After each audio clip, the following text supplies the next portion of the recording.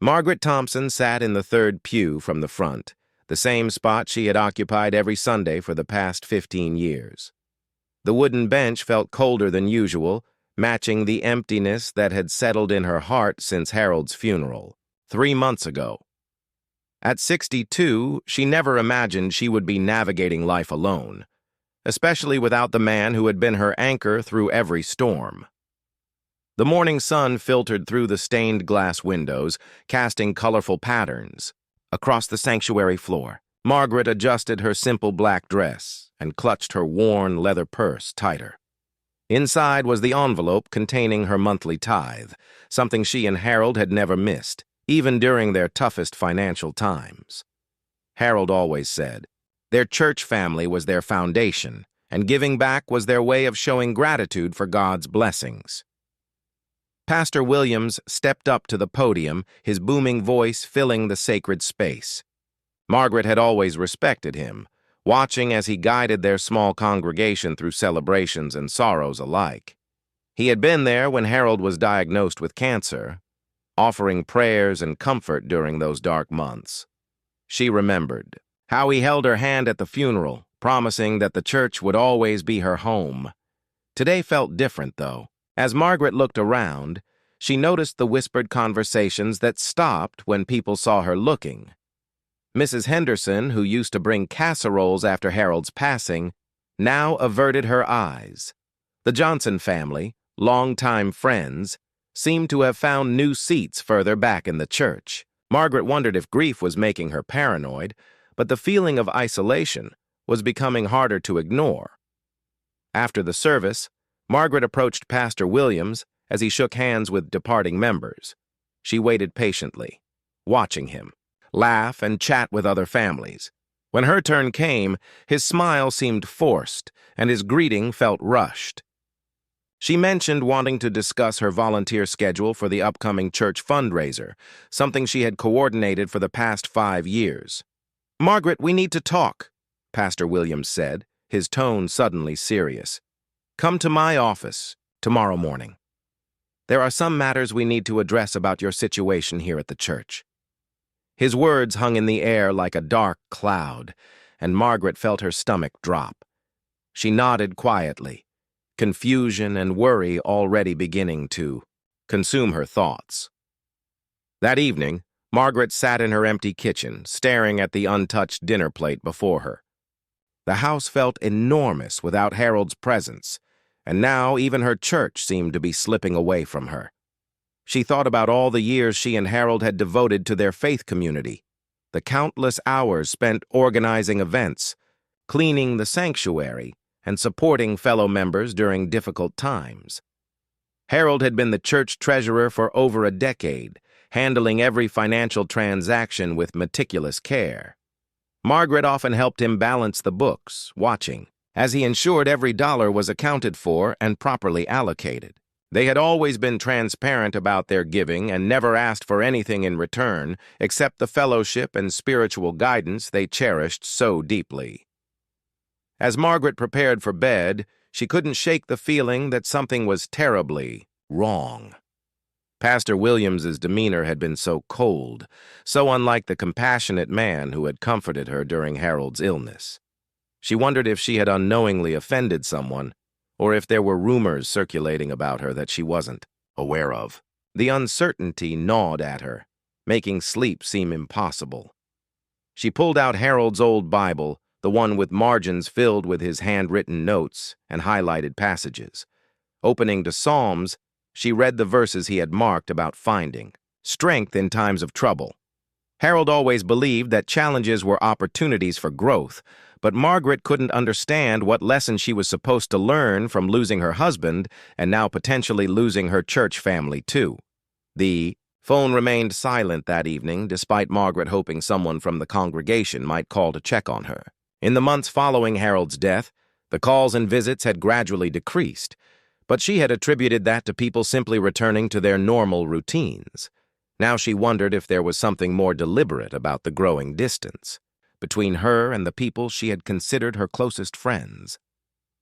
Margaret spent the night tossing and turning, running through every possible scenario for tomorrow's meeting. Perhaps Pastor Williams wanted to discuss reducing her volunteer responsibilities out of concern for her emotional state.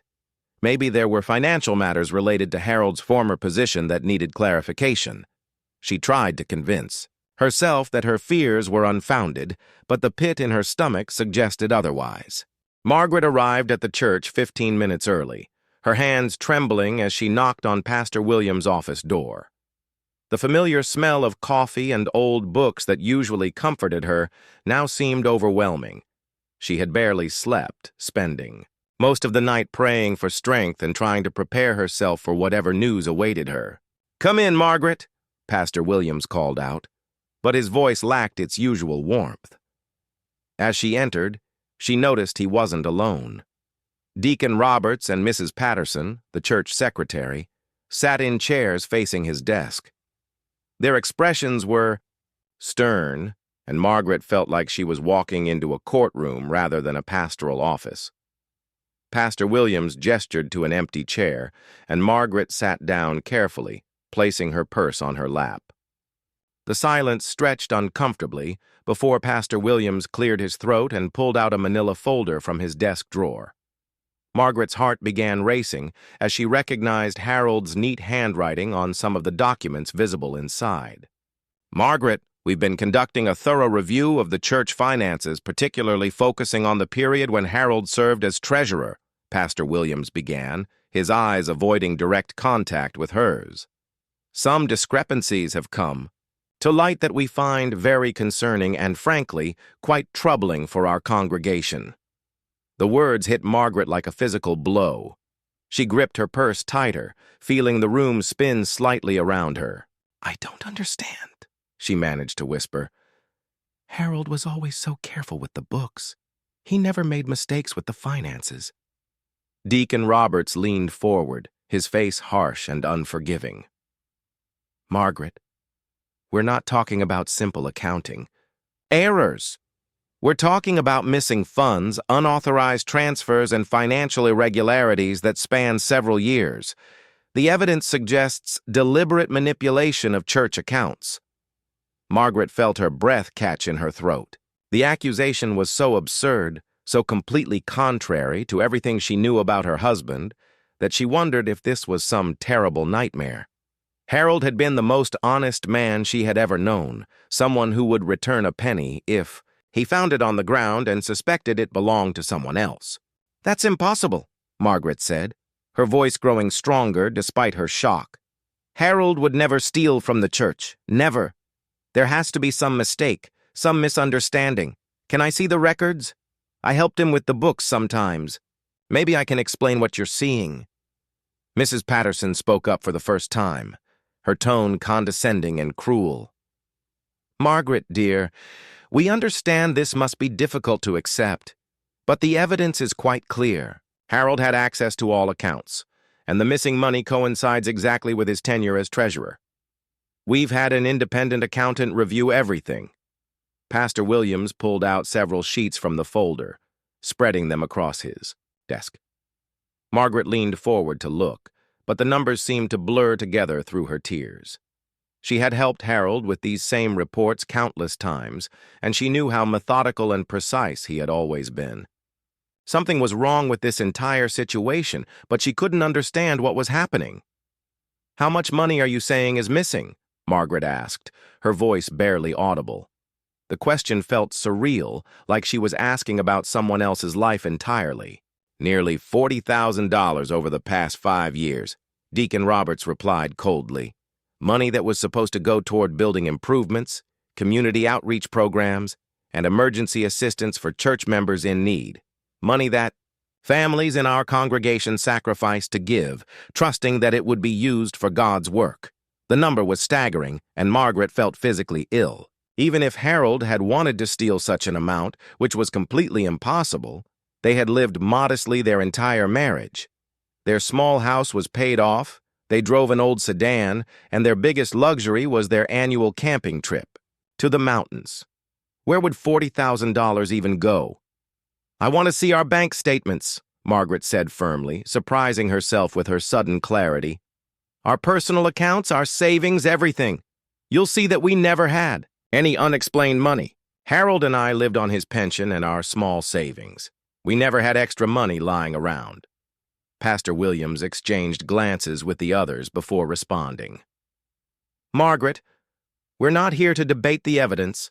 We've made our decision based on the information we have. Effective immediately, we're asking you to step down from all volunteer positions within the church. We also think it would be best if you found another place of worship where you can make a fresh start. The words echoed in Margaret's mind as she tried to process what she was hearing. They were asking her to leave, to abandon the church that had been her spiritual home for 15 years, the place where she and Harold had been married, where they had celebrated holidays and mourned losses, where they had built relationships they thought would last a lifetime. "You're kicking me out," Margaret said quietly, the reality finally sinking in. "You're accusing my husband of being a thief, and you're kicking me out of my own church." Her voice began to rise despite her efforts to remain composed. Harold gave his heart and soul to this congregation. He spent countless hours making sure every penny was accounted for properly. "Margaret, please don't make this more difficult than it needs to be," Pastor Williams said, standing up from his chair. "We're trying to handle this discreetly, without involving law enforcement or making public accusations. We think it's best for everyone if you simply move on quietly." Margaret stood up as well, her legs shaky but her resolve strengthening. She looked at each of their faces, seeing no compassion or doubt, only cold certainty in their accusations. These people who had shared meals with her and Harold, who had prayed with them through difficult times, were now treating her like a criminal. Margaret walked out of the church office in a daze, barely remembering how she made it to her car. The autumn air felt sharp against her face as tears streamed down her cheeks. She sat in the parking lot for nearly an hour, watching people come and go from the church building, wondering if any of them knew what had just happened or if they would even care. When she finally drove home, Margaret went straight to Harold's desk in their small study. She pulled out every financial document they had kept over the years, spreading bank statements, tax returns, and personal records across the dining room table. If there was $40,000 unaccounted for, she was determined to find where it had gone, because she knew with absolute certainty that Harold had not stolen it. Hours passed as Margaret meticulously reviewed their financial history. Their bank statements showed the same modest deposits and routine expenses year after year. Harold's pension, her part-time income from the library, grocery stores, utility bills, and their small monthly contributions to savings. There were no mysterious deposits, no unexplained cash, no evidence of any hidden wealth whatsoever. As evening approached, Margaret realized she needed help understanding the church's accusations. She called David Chen, Harold's longtime friend who worked as an accountant in the next town. David had known Harold since college and had occasionally helped them with their taxes. When Margaret explained what had happened, David's shock was immediate and vocal. "Margaret, that's absolutely ridiculous," David said firmly over the phone. "Harold was one of the most honest people I've ever known. I've seen your personal finances, and there's no way he was hiding stolen money. Something is very wrong with their investigation, and you need to demand proof of their accusations." David agreed to come over the next morning to review all of Margaret's documents and help her prepare a response to the church leadership. That night, Margaret barely slept again, but this time it wasn't from fear or confusion. She was angry, angrier than she had been since Harold's diagnosis. Her grief was being compounded by false accusations and abandonment by people she had trusted with her deepest spiritual needs. The next morning, David arrived early with his laptop and a briefcase full of accounting materials. As they worked through Harold's church records, which Margaret had kept copies of, David's expertise began revealing discrepancies that had nothing to do with Harold's handling of the money. "Look at this, Margaret," David said, pointing to a series of entries from 2 years ago. "These transactions show money being transferred from the building fund to the general account, but Harold's notes indicate he was told these were temporary. moves approved by the board. Did he ever mention anything about unusual requests from Pastor Williams or the deacons? Margaret thought carefully, remembering conversations from that time period. Harold was concerned about some of the financial decisions being made. He mentioned that Pastor Williams was pushing for expensive renovations that seemed beyond the church's budget.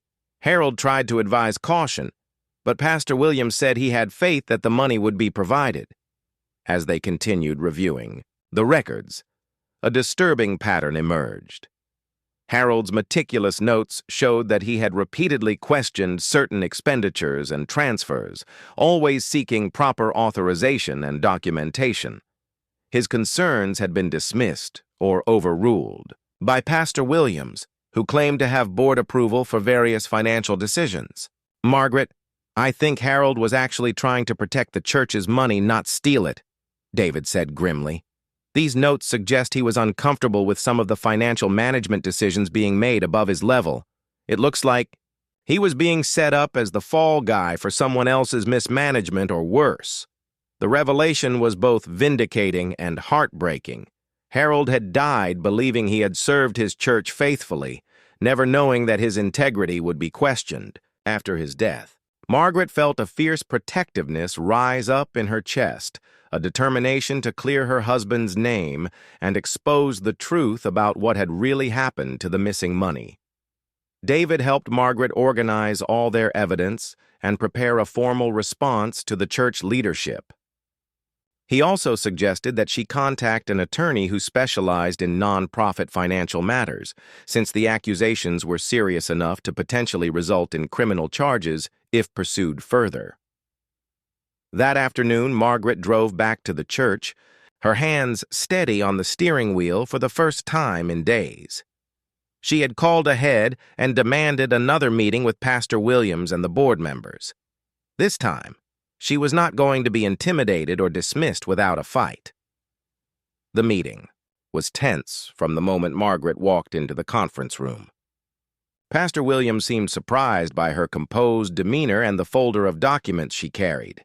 When she began presenting Harold's detailed notes and David's analysis of the financial irregularities, the atmosphere in the room shifted noticeably. Harold documented every concern he had about the church's financial management, Margaret said firmly, reading directly from her husband's careful handwriting. He questioned unauthorized transfers, excessive spending on projects that hadn't been properly approved, and he repeatedly asked for documentation that was never provided to him. Deacon Roberts tried to interrupt, but Margaret continued speaking, her voice growing stronger with each word. My husband spent months trying to protect this church's money from mismanagement.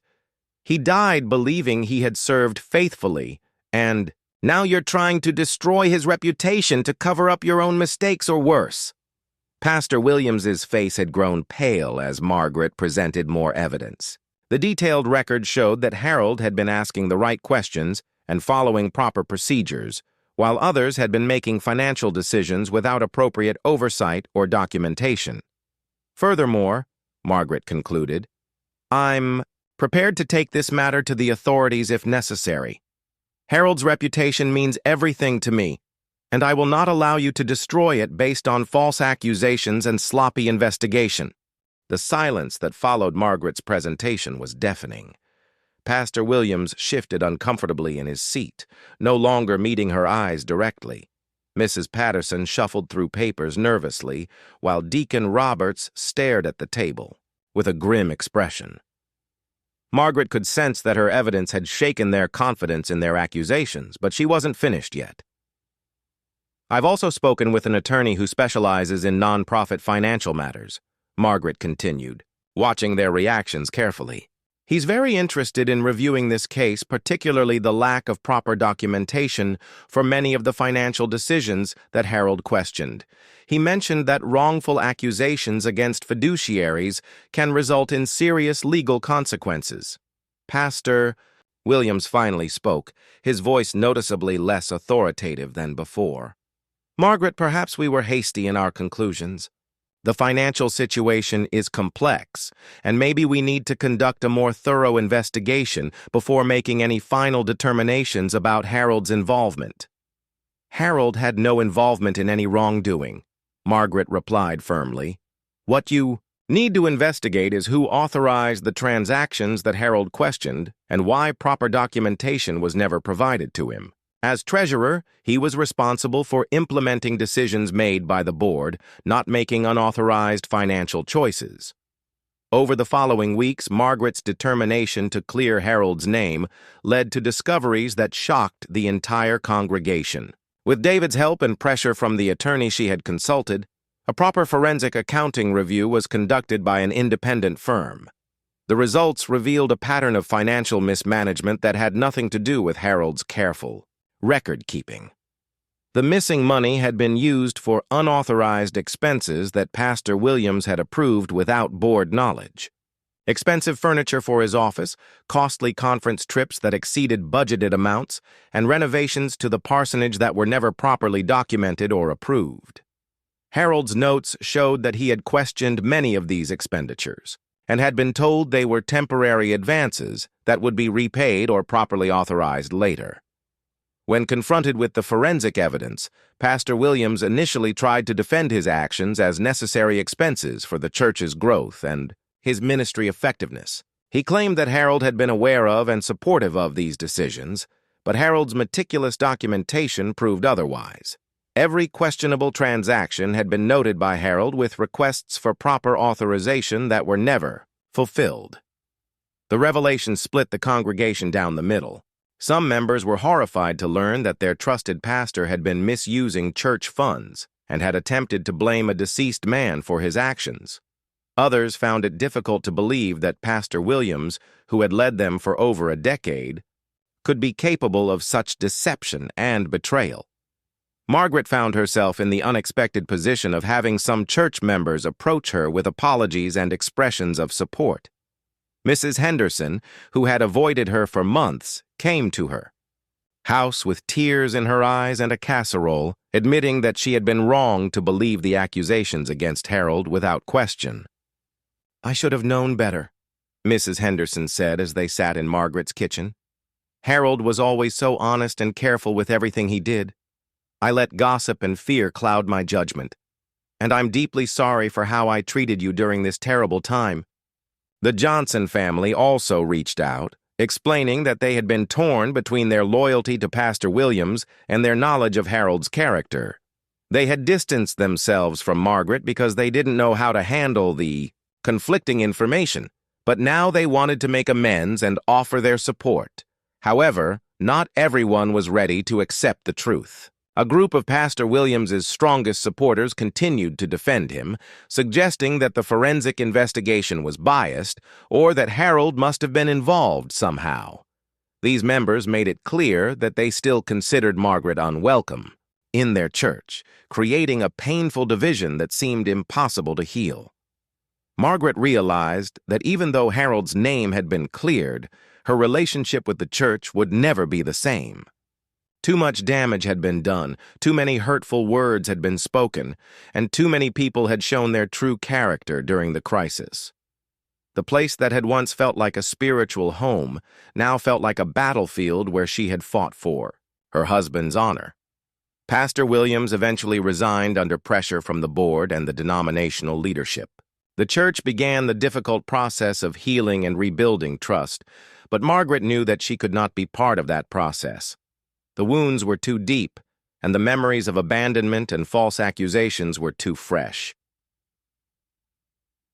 On her last Sunday, at the church, Margaret sat in Harold's favorite pew one final time. Some members nodded to her respectfully, others avoided eye contact, and a few approached to express their regret about everything that had happened. The service felt hollow and strange, like she was visiting a place from her past rather than participating in her current spiritual life. After the service, several people urged Margaret to stay and help rebuild the congregation. They acknowledged the mistakes that had been made and promised that things would be different moving forward. Margaret appreciated their sincerity, but she knew in her heart that she needed to find a new path forward, one that didn't constantly remind her of the pain and betrayal she had experienced. Harold and I gave 15 years of our lives to this church, Margaret told Mrs. Henderson as they stood in the parking lot. We loved this place and these people, but that trust has been broken in ways that can't be easily repaired. I need to find somewhere I can worship in peace without constantly being reminded of the worst months of my life. Margaret spent the next several months without a church home, something that felt strange and unsettling after decades of regular worship. She tried watching services online and reading devotionals at home, but the isolation reminded her too much of the loneliness she had felt during Harold's illness. She missed the community aspect of faith, the shared songs and prayers, the feeling of being part of something larger than herself.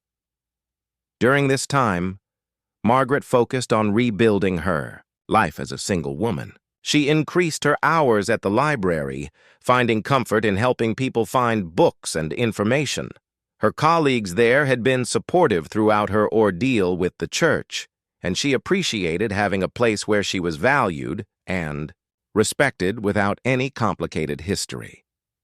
One afternoon, while shelving books in the community services section, Margaret struck up a conversation with a woman named Rosa Martinez, who was researching local volunteer opportunities. Rosa mentioned that she was looking for ways to serve others as part of her faith journey, and Margaret found herself sharing some of her own experiences with church volunteer work. "I've been attending Grace Community Church for about a year now," Rosa said warmly. "It's a smaller congregation, very welcoming, and they really focus on helping people in practical ways. The pastor, Reverend Johnson, is wonderful about making sure everyone feels included and valued. You might like visiting sometime." Margaret was hesitant at first. The thought of walking into another church, meeting new people, and potentially facing more judgment or disappointment felt overwhelming, but Rosa's genuine warmth and the way she spoke about her church community sparked something in Margaret that had been dormant for months. After several more conversations with Rosa over the following weeks, Margaret decided to visit Grace Community Church one Sunday morning. The building was smaller and simpler than her former church, with plain wooden pews and clear glass windows instead of stained glass. But there was something peaceful about the simplicity that appealed to her.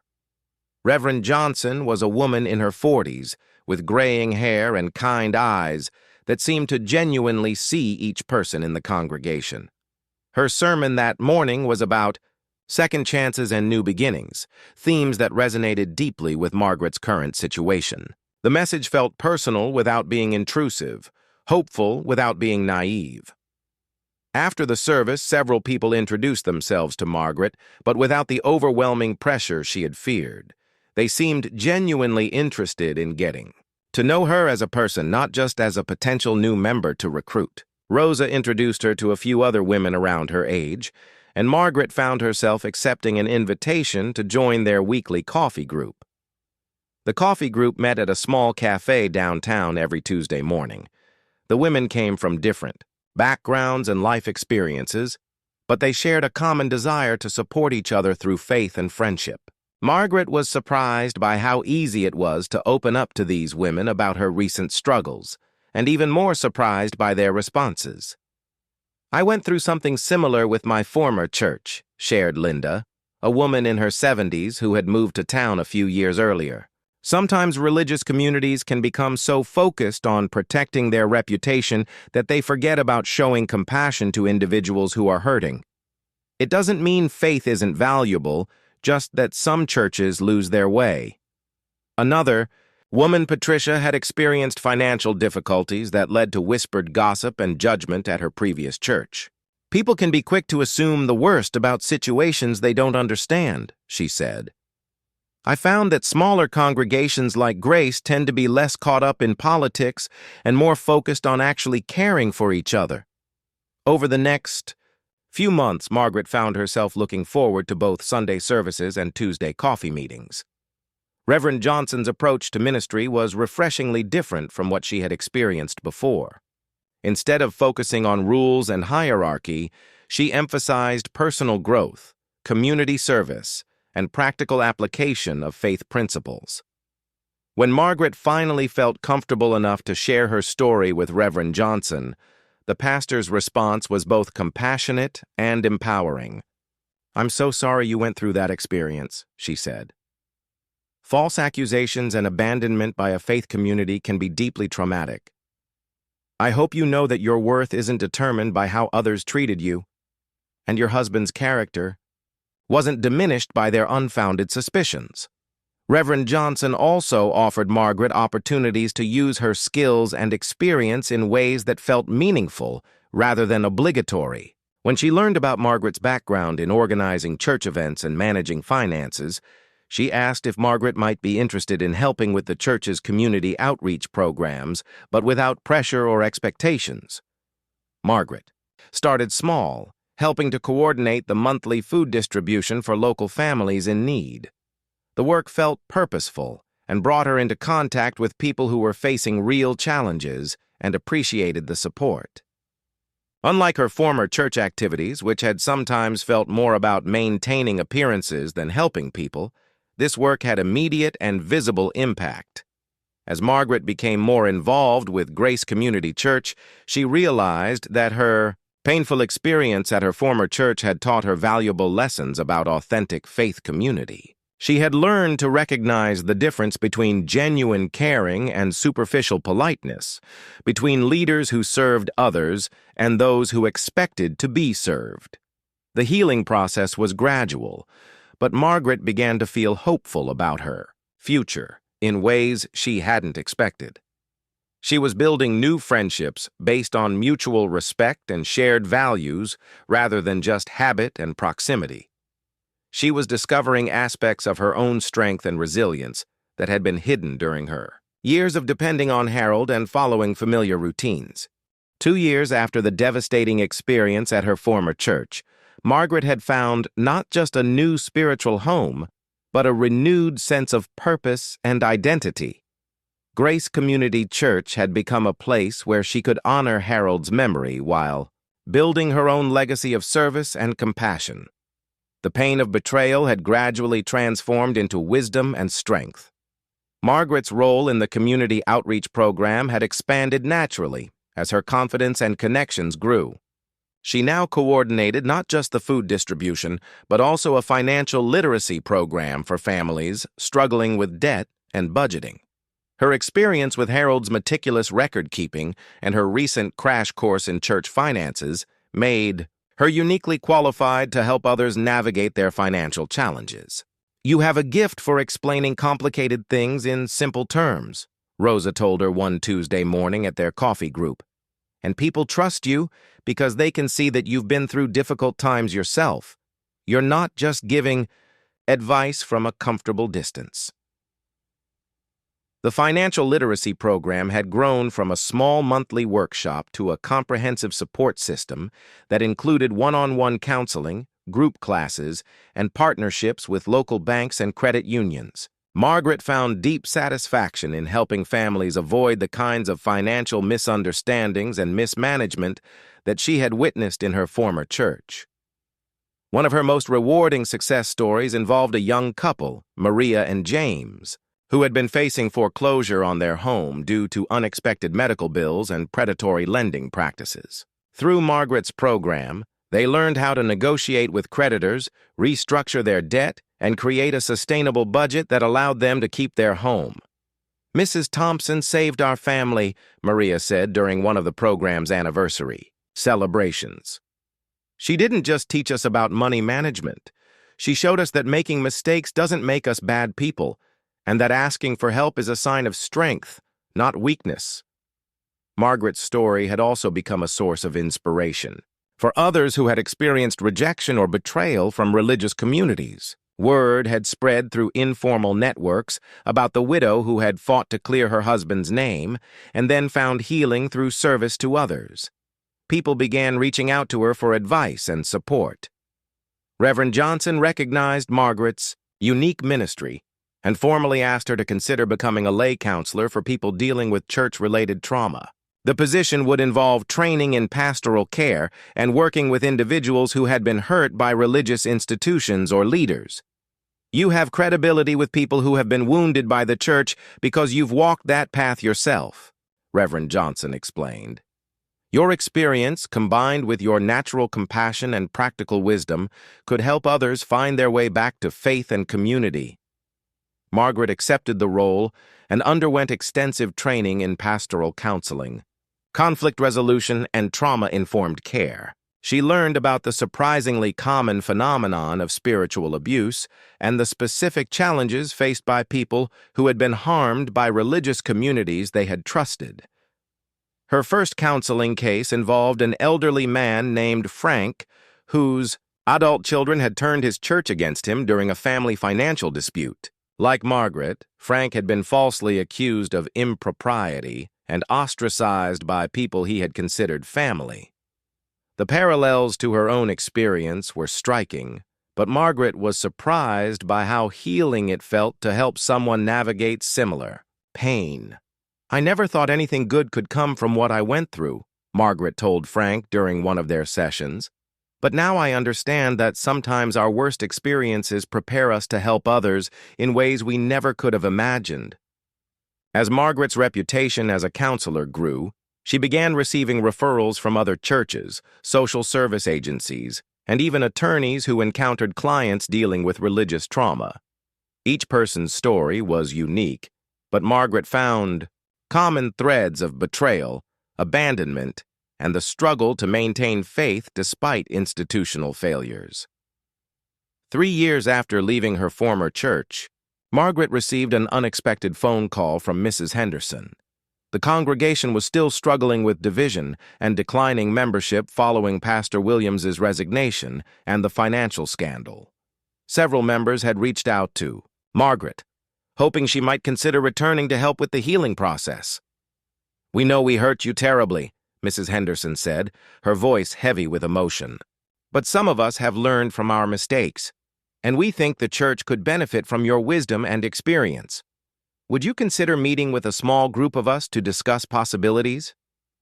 Margaret was quiet for a long moment, thinking about how different her life had become since that painful confrontation in Pastor Williams' office. She had found peace, purpose, and a community that valued her contributions. The idea of returning to a place associated with so much pain felt both unnecessary and potentially harmful to her continued healing. "I appreciate the gesture," Margaret replied gently, "but I've found my place at Grace Community Church. My calling now is to help people who have been hurt by church experiences, and I can do that work most effectively from a position of strength and stability." The conversation was cordial, but final. Margaret had no desire for revenge or vindication from her former congregation. She had moved beyond needing their approval or acknowledgement of their mistakes. Her focus was entirely on the future and the people she could still help. On a sunny Sunday morning in spring, Margaret stood before the Grace Community Church congregation to share her testimony during a service focused on resilience and redemption.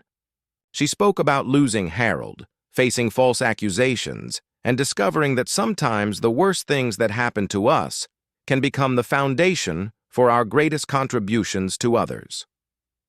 "I used to think that faith meant having a perfect church, family, and never experiencing doubt or betrayal," Margaret said, her voice strong and clear.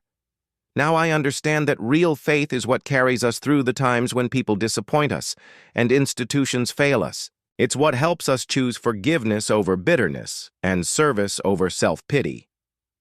After the service, a young woman approached Margaret with tears in her eyes. She had recently been shunned by her family's church for asking questions about financial practices she had observed. Margaret listened to her story with compassion and understanding, already mentally preparing resources and support strategies that might help. As Margaret walked to her car that day, she reflected on how dramatically her life had changed. The pain of betrayal had been real and devastating, but it had also opened doors to ministry and purpose she never could have imagined. Harold would have been proud of how she had honored his memory while building her own legacy of integrity and service. The widow who had been kicked out of church had indeed seen everything change, but not in ways anyone could have predicted. She had discovered that sometimes losing everything we think we need is the first step toward finding everything we were actually meant to become.